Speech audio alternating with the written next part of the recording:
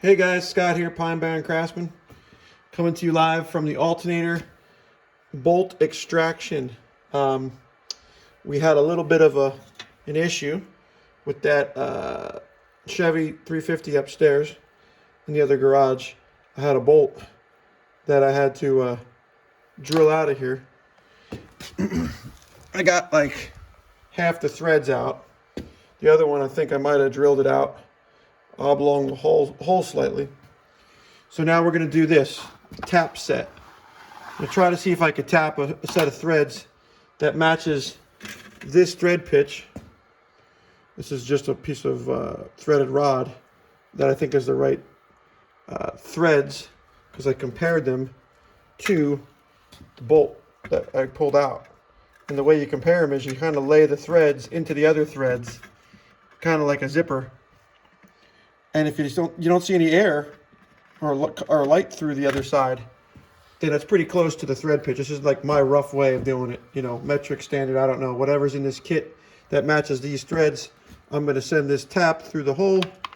You know, just eyeballing it real quick. Maybe it's that one, you know, and send it in really slow. Use some oil. What kind of oil penetrating lube you got? That's what we're going to do with that. I'm only trying to do this because it's here. I have another alternator on the shelf, but the guy told me that the engine was like pretty low miles. It's just sat outside, so maybe this alternator is fine, you know, and it'll charge great for me. This is level 2 project.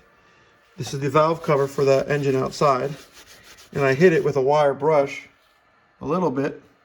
So I'm going to see how much I can clean up a little before and after, and I'll show you how I do it. I have these, but I'm not going to worry about that. I got these new pieces here. Okay, this one's a PCV valve breather. So it would go in here, and it breathes, and it allows the positive vent crank gas to go to the carburetor. So it does two things, where this engine only has the PCV valve by itself. So, and a breather on that side, only one breather. That engine upstairs has 4. This is the update on the Trans Am. Coils mounted, wires done. Okay, I think that's the way to do it for this car. And just some wiring, and it'll be done. A couple wires got to land there. These wires have got to land here. And that's pretty much what I was trying to do on this engine compartment. I don't know if I'm going to rebuild the 350 upstairs or not, but if you do, if I do, you guys can follow along.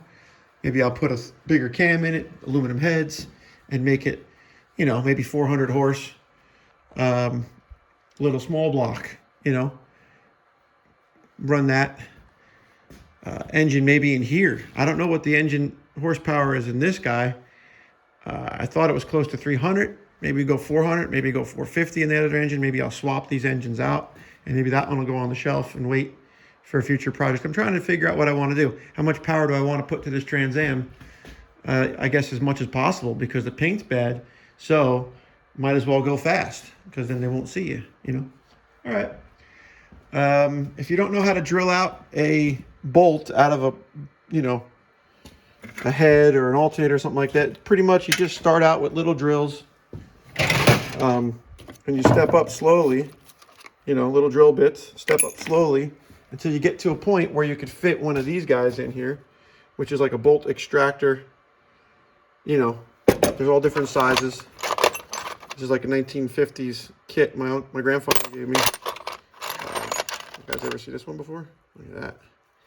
So when you get it drilled out, this is the inside. You know, this was stuck in here,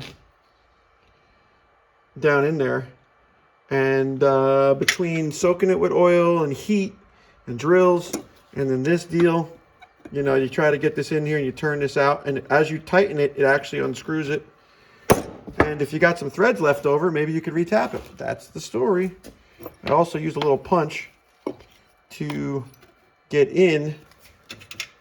Okay, here's this sitting in here, and I used a punch to kind of like chink it around a little bit, bing, bing, bing, bing, you know, move it around, get it to loosen up, and then I extracted it with the pliers. Thanks, guys. I know this is a cluster, but this is how I roll. Later.